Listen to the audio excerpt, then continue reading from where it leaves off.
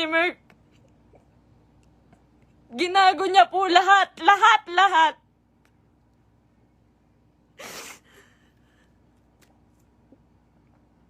Ito po. Ito na, umpisa ko na po. Alam niyo po, nag-umpisa kami sa... Nung galing po siya sa Brusco. Galing po si Merk sa Brusco. Hindi po ako yung dahilan ba't siya nawala doon. Ayaw niya pong mabawasan yung perang kikitain niya dahil po alam niyang malaki. Siya po ang pinakamalaking may kita sa Brusco. Siya po ang may pinakamalaking kita. Yung ibabawas na 5% doon, sa pera ni Merk siguro mababawas doon 16,000.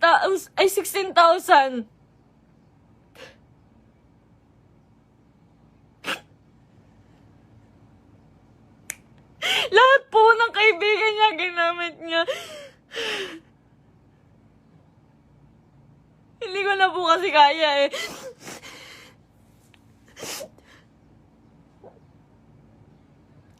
Sobra po yung ginawa ni Merk.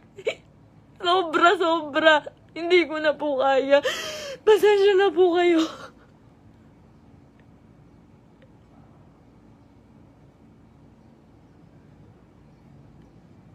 Napakawalang iyang tao niya ni Merk. Lahat po ginago niya, pamilya ko. Lahat po ng tao sa paligid niya, ginamit niya po. Scripted po lahat ng nangyayari. Sinusunod ko po siya. Kung makikita niyo po, lahat po ng video namin, puro bastos dahil po yun sa kanya. Ayoko po nun, walang may gusto nun. Kayo na pong bahala kung maniniwala kayo ngayon. Wala pong may gusto nun. Lahat po binigay ko sa taong yun.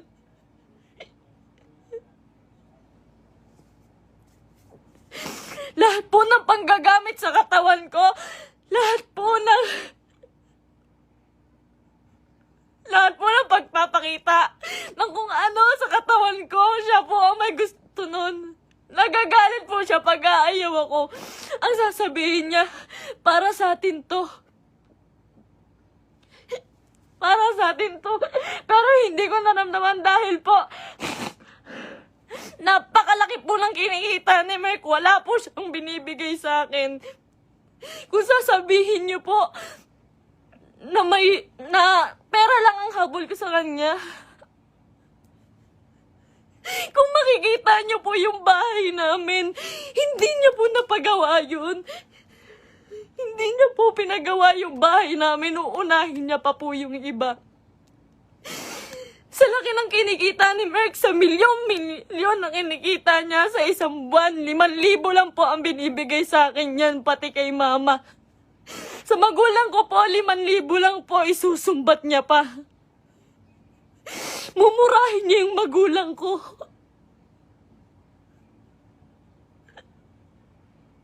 Sasabihin niya, manang-mana ka sa magulang mo. Ang bobobo niyo. Lahat kayo plastic.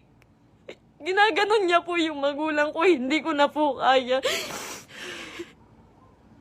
Ngayon po, nawawala po si Merk ngayon. Lahat po ng nangyari, scripted po. Scripted. Tinatago po ako ni Merk. Tinatago niya po ako. Hindi niya po ako pinapalabas. Ayoko na po. Ayoko na talaga. Ayoko na po talaga. Ayoko na po. Ang ginagawa niya lang po. Nandito po ako ngayon kasi nawawala po si Merk. 6 na araw na po siyang nawawala. Kasama niya po yung babae niya. Yun dun po sa... Si Pam doon sa video na bago makaganda.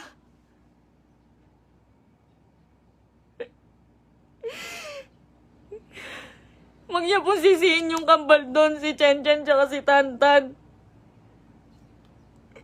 Yung Centeno twins po, wag niyo po silang sisihin doon. Dahil utos po ni Merk lahat yun. Ako po, hindi ko na po kaya si Merk. Hindi ko na po kaya si Merk.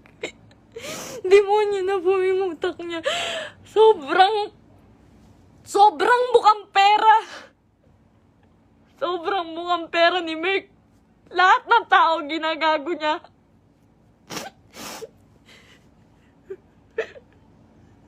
Sinisira niya po. Yung nanay ko po. Yung nanay ko na nasisira na din po sa inyo. Yung sasabihan po yung nanay ko na mamatay ka na, siya po may utos nun. Siya po may utos nun. Ginagawa niya pong robot yung pamilya ko dahil sa akin na lang po tumitingin yung pamilya ko. Sa akin na lang po tumitingin yung pamilya ko. Ba't nila sinusunod si Merk? Kada pupunta po sila sa bahay, may pagkain na sila. Maghihintay kami ng script niya. Magagalit pa po yan pag nagkakamali ako. Pag may mali po ako nasasabi, pag kailangan ulitin ng video, magagalit pa po yun. Lahat po ng video namin, scripted. Dahil po sa kanya.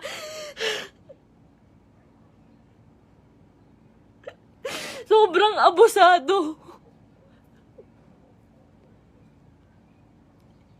May babae po si Merk ngayon. Yung babae nga, yung Pampo.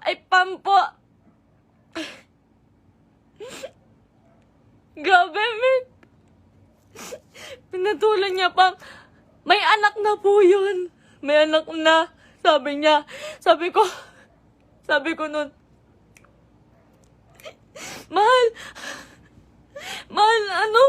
baka naman papatulan mo yan. Baka naman totoohanin mo. Ang sabi niya nun, hindi. Kamukha yan ng ex ko. Hindi ako papatol dyan. Ginagago niya yung babae sa akin. Sinisira niya. Sabi niya, tanginang mukha yan. Papatulan ko ba yan? May anak na. Ginaganon niya yung babae. Ngayon, nandun siya. Nang sa Quezon po si Merk. May katibayan po ko. Lahat po. Lahat. Kahit sa chat, kahit yung babae. Nahuli ko po kasi dahil po dun sa post ng babae. Nag-post po yung babae. Nakasama po yung sasakyan namin. Tapos yung cellphone ko po, nagla-login po yun sa Quezon.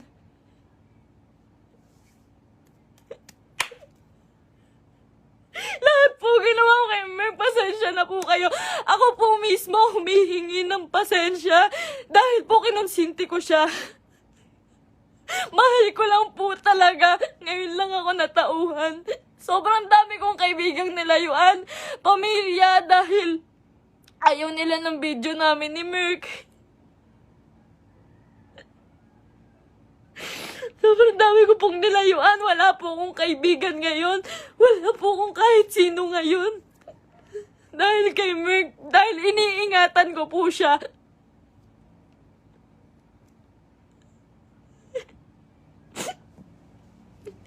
Kaya totoo po yung sinasabi niya, scripted lahat sa amin. Scripted lahat ng buhay na binigay sa akin ni Merk. Lahat po ng pera niya sa kanya lang po. Sa laki po ng pera niya, nagkakautang pa po siya. Sobrang samang tao. Ultimo shampoo namin, sabon namin, ako pa bumibili. Grabe po pambabastos sa akin ni Merk. Hindi niya po ako nirespeto.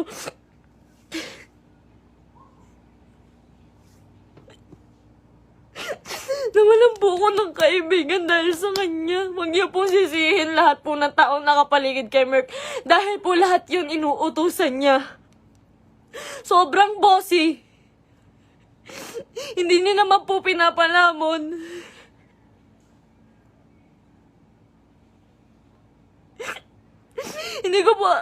Hindi ko po in-expect na darating po talaga to. So,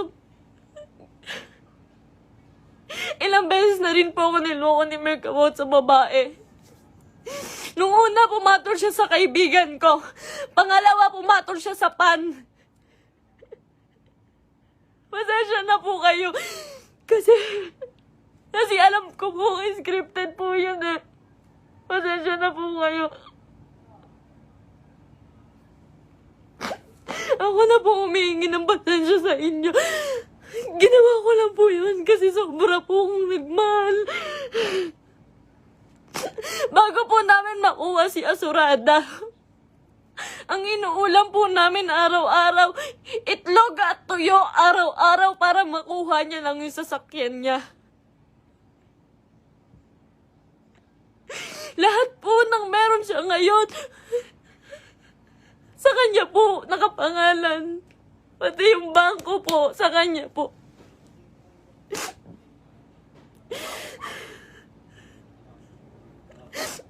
Paghihingi po ako sa kanya, hindi po yun magbibigay. Ultimo sarili kong damit, ako pa bumibili.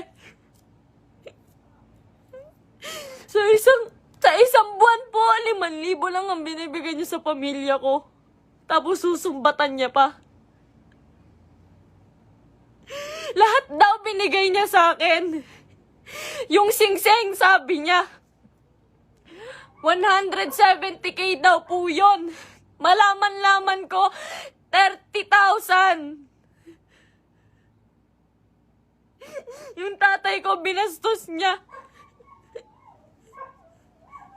Binastos niya yung tatay ko.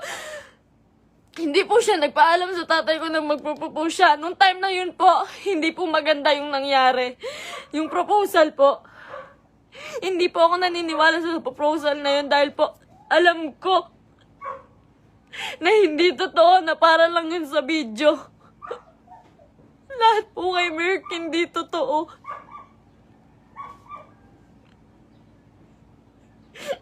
Yung buhay niya, yung pagkatao niya, yung buhay na binigay niya sa akin, hindi po yun totoo.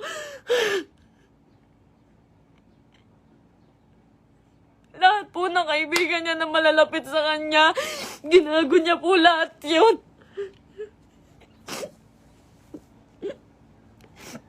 May nakakita po sa kanila dito sa Naik. Flex niya pa po pala yung babae kahit kanino. Pinakilala niya pa kung kani-kanino dito sa Naik. Sa mga taong malapit sa akin. Hindi niya alam.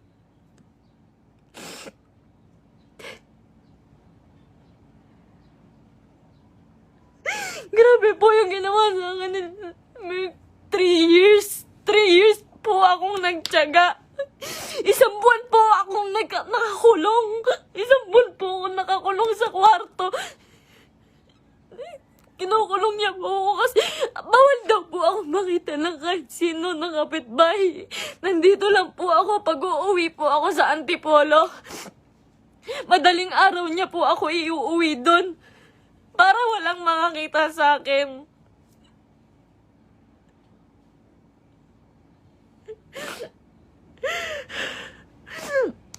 Lahat po ngayon suko na kay Merk.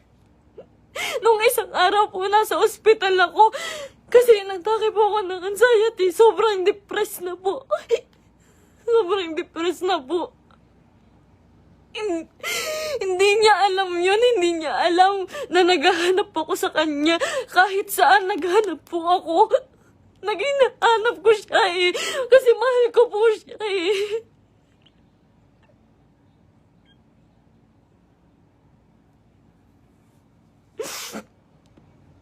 Ilang araw po wala akong tulog, wala akong kain, kakahanap sa taong yun.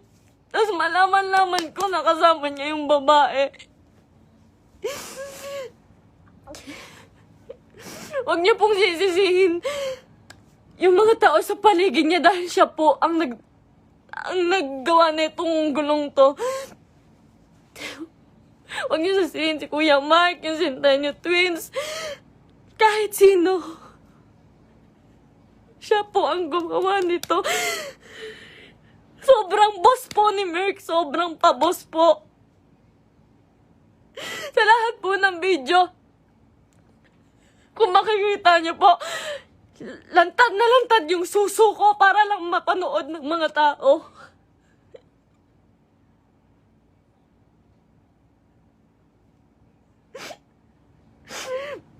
Para lang panoorin niyo, para lang magkapera siya. Lahat po ng taong nawala po sa amin, hindi ko po masisisi. Eternals TV, Brusco, Arnold, Tatay Onin. Marami pa pong nawala sa aming mga kaibigan dahil po sa kanya. Dahil hindi po nila kaya. Hindi po nila kinakaya si Merk. Nagmahal lang po ako. Pasensya na po. Pag mag-short film po kami, magkamali lang po ako ng unti. Nangina naman, mahal. Galingan mo naman. Pati po pagkapahulog ko po sa hagdan, hindi po yun totoo. Ang sakit po ng katawan ko nun pagtapos. Ginawa ko yun sa kanya nung nagpakahulog ako sa hagdan.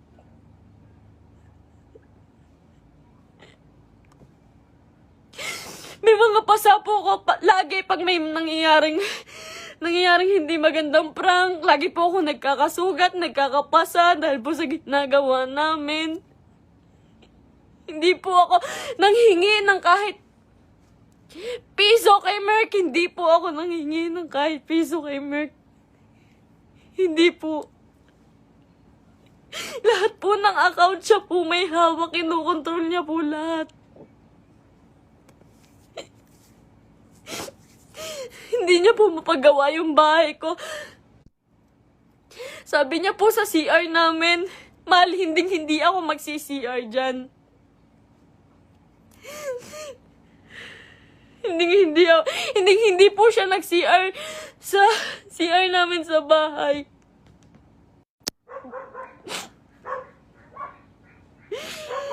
Pero hindi niya po yun mapagawa. Tinitiis niya po yun. Kayo na pong bahala kahit hindi na po kayo maniwala. Hindi ko po kayo masisisi.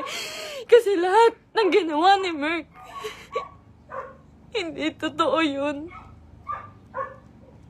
Wala nang totoo kay Merk. Mahal na mahal ko yun. Ang dami kong ginawa para sa kanya. Alam po yan ang mga totoong kaibigan namin.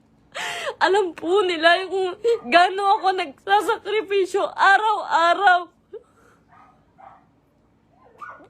Napakarami niya pong pera, pero ang dami niya rin pong utang. Hindi ko na po alam kung saan niya pinupunta yung mga pera.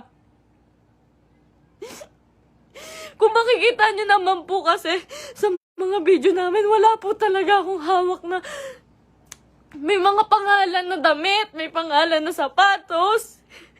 Lahat po yun ako lang po.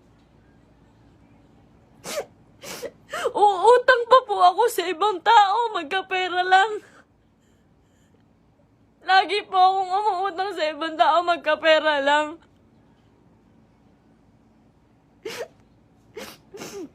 Ayun po, hindi ko na po kaya. Hindi ko na rin po talaga kinaya.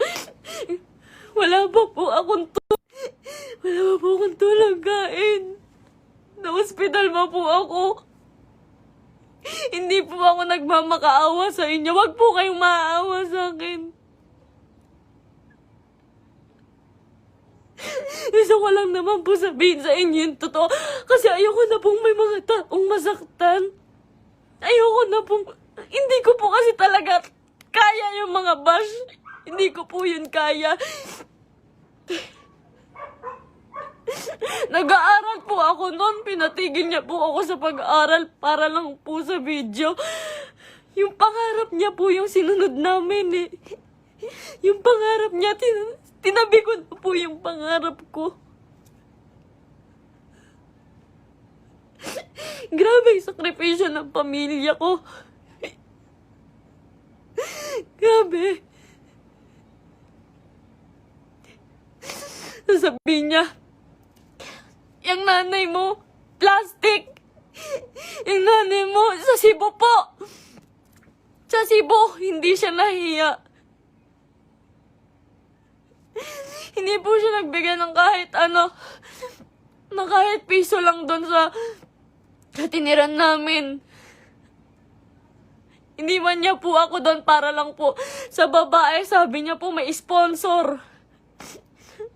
Iniwan niya po ako sa Cebu. Magkasama po kami doon isang araw po. Ang usapan po, 1 linggo po kami doon.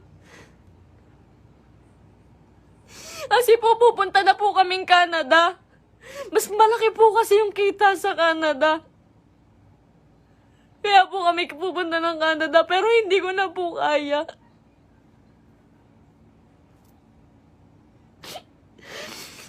Ganto, ngayon, fiancé niya pa lang po ako, pero grabe na po yung ginagawa niya sa akin. Sobrang mukhang pera ni Merk.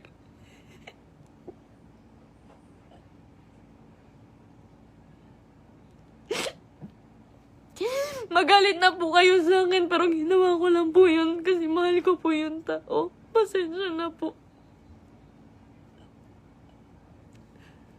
Pasensya na po.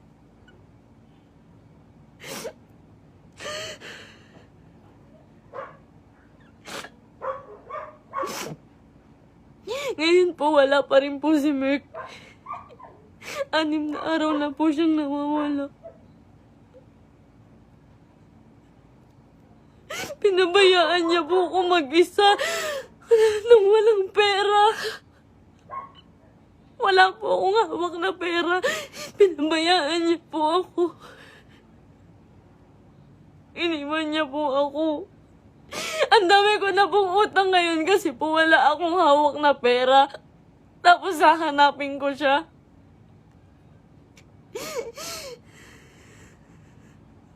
Masakit po kasi lalo eh.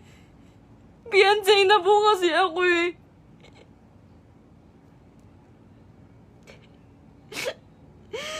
Sobrang pasensya na po sa inyong lahat. Sobrang pasensya na po. Mahal ko lang po yung tao. Pero ngayon po suko na po ako. Pagod na po ako. Pagod na ako.